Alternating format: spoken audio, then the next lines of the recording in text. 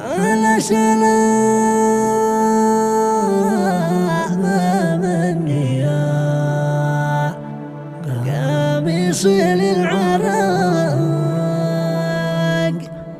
على يدي بيدي في شاع حتى زاد الشجون.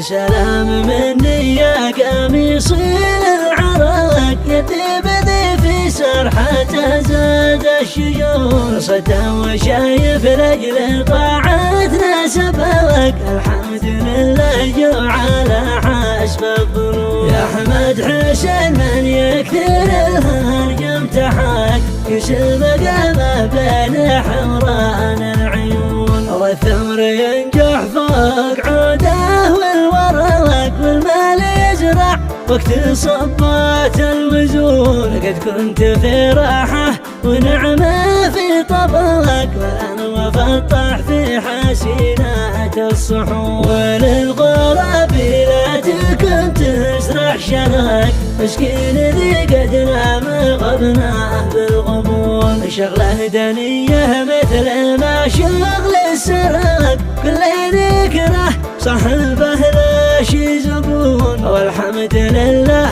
عد ما ضاوى الشفاق ما قرا قاري في الصافات ونون. وهذا جواب الشاعر أحمد حسين محمد القايفي من أهالي هكر مخلاف زبيد عنس على والده الشاعر حسين محمد القايفي.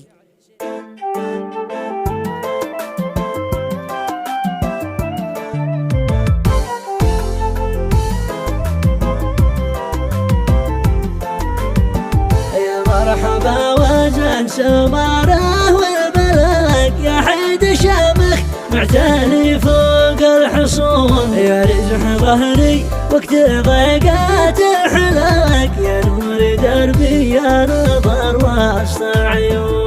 ما دام عاد انته معي ما بشكلك وكل شده باذن ربي باتهون. غربتنا كد والناس في الغربة سباك بصبر عليها كيف ما كانت تكون. والبرد جال القاتلة تحت الخراق ما زاد بقى عودي ولا هم يحزنون. واخواني يا الشجعان صبيان الطلاق من طاع وخلفته ما اقضى ديون.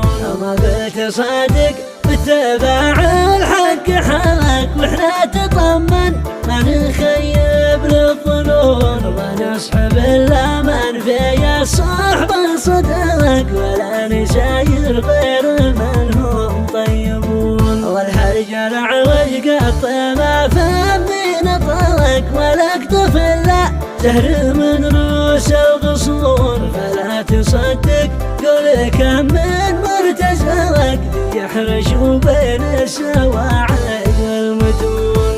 يحرشوا بين السواعد والمتون.